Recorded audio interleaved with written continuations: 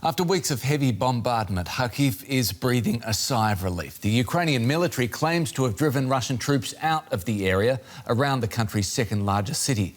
The shelling, according to regional authorities, has stopped, but Ukraine's president says his forces still lack the means to tip the scales in their favour. Volodomyr Zelenskyy told a visiting US Senate delegation he needs more powerful weapons. Republican leader Mitch McConnell leads a US Senate delegation on a stroll through Kiev to show their support for Ukraine's war effort. It was all smiles and handshakes as they met with President Zelenskyy. How are you? Good, and very happy to see you, sir. Thank you. We know each other. A little bit, yeah.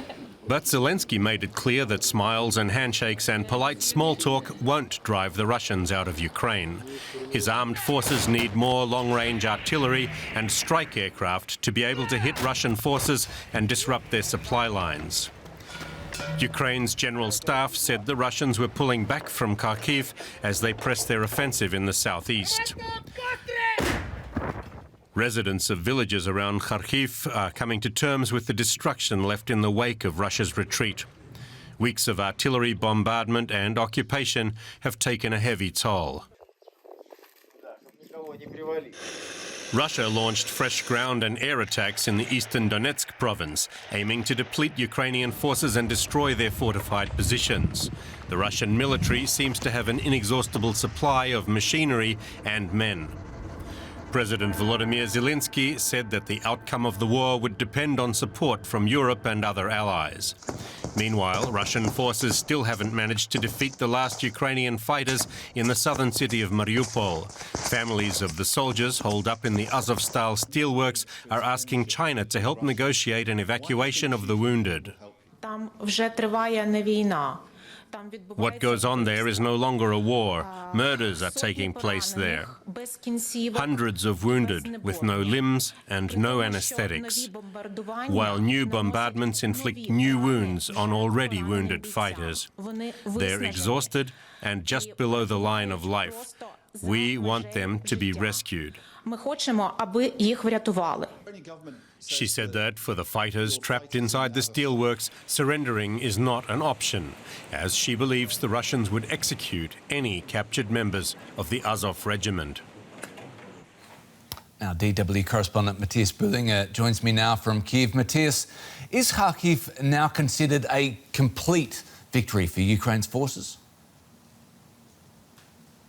We are hearing that the Russian forces are withdrawing from the area. They're conducting an orderly retreat like they have done in Kiev when they came under counteroffensive from Ukrainian forces. So it's not done yet, but what we are seeing is that a victory is most probably going to happen in the next few hours or days. Now, Russia's blockade of Ukrainian ports, Matthias, on the Black Sea is affecting millions both inside and outside the country. What is Kiev planning and what are they capable of doing about this? Ukraine and also the partners in Europe are trying to get as much grain out of the country by train or by road. There are some of the grain is shipped to Romania, and there are plans to ship grain to the ports of the Baltic states. However, that route would have to go via Belarus, and it's far from clear whether this could happen, as Belarus is a Russian ally. Overall, trains cannot export as much grain as the ports have. The capacities are not the same, so we will still see a shortage of grain. And in a rarity, Matthias, we get to finish with some good news. Ukraine has won the Eurovision Song Contest in the midst of war. How is this particular piece of news received in the country? It's seen as a huge encouragement, and it's been a very important win for the country. Morally, the president has said that he wants to hold the next Eurovision Song Contest in Mariupol, which he says will then be liberated and reconstructed. That's, of course, a big plan. But overall, it's seen as a sign of encouragement, and that's probably what it was meant as, if you see that the popular vote in Europe was almost unanimously in favor of Ukraine. DW correspondent Matthias Bullinger in Kyiv. Thanks so much. Now, more on that highly symbolic victory for Ukraine, a victory on stage. The Ukrainian band by the name of Kalush Orchestra, it is, who has won the Eurovision Song Contest. The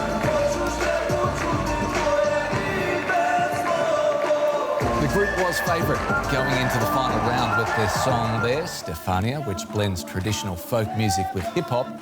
The band was in fourth place after the jury voted, but swept to victory thanks to overwhelming support from fans right across Europe. Now, usually Ukrainian TV would broadcast the competition from a studio in Kyiv, but after the war broke out, producers moved the broadcast to a secret location underground. Our correspondent, Amir Nassif, joined the crew on what was to turn out to be a very special night. The big night, broadcast from a bunker.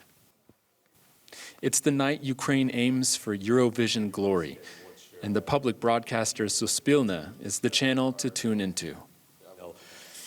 Every Ukrainian gonna watch it because we have not so many good moments right now, and this one, it could be the most wonderful moment for last 3 months. In the first week of the war, Suspilna's Kiev TV tower was hit by Russian missiles. They were forced to move their studio to an undisclosed location. And after that, not only we, but all Ukrainian TV crews had to move under the ground. The mood is excited but tense.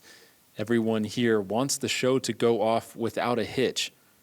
Not just their own broadcast, but also the performance of Kalush Orchestra, the band representing Ukraine. The song has been on repeat across the country for weeks, on car radios, in coffee shops, and on street corners. Now, one more time for the judges.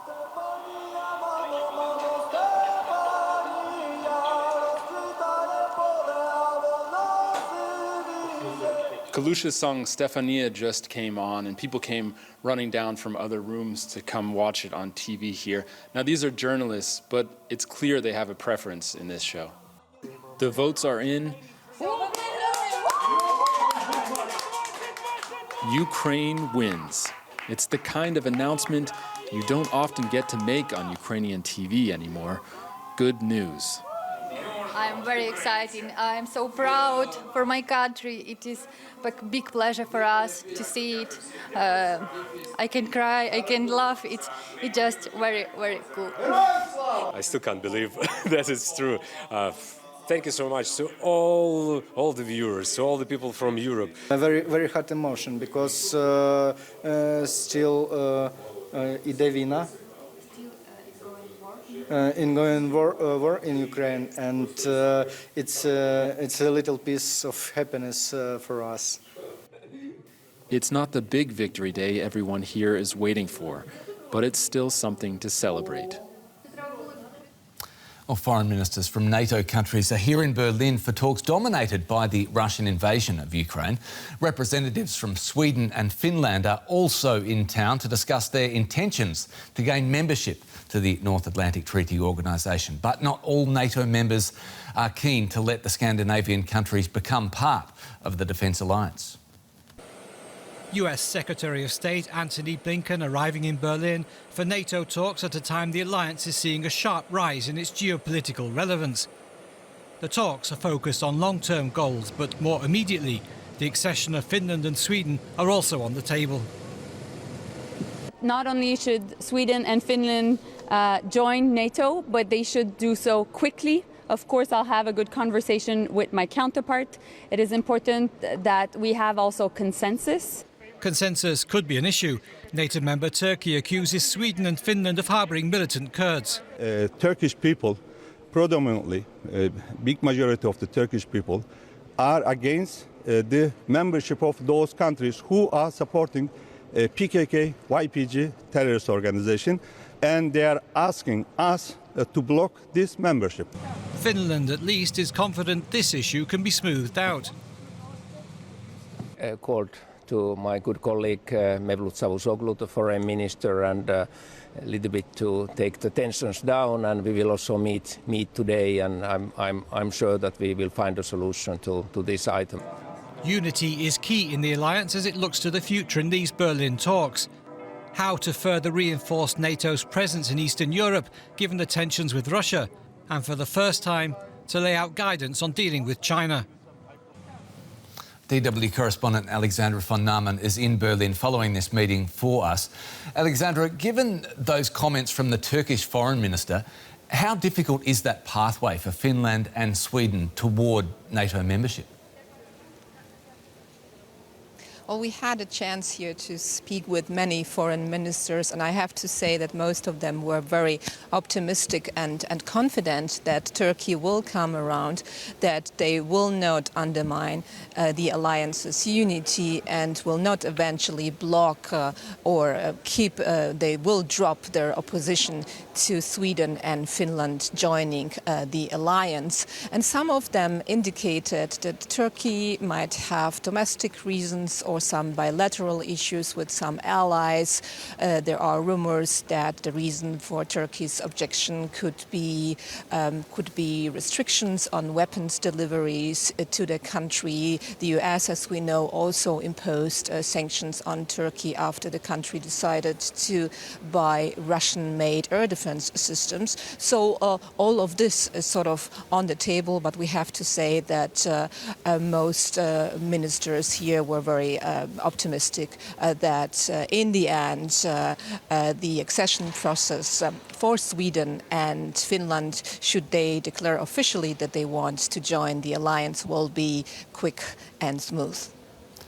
Vladimir Putin's nightmare has long been NATO expansion. How serious are Finland and indeed NATO taking Russian threats of retaliation to this move? Well, I think that any threats coming out of Russia are being taken seriously by NATO and, of course, by Finland as well. As we know, as you just mentioned, Russia has vowed what they call military and technically retaliation. We know that they are threatening to move more troops towards their border with Finland, which is a very long, 1,300 kilometers. That could be cyber attacks.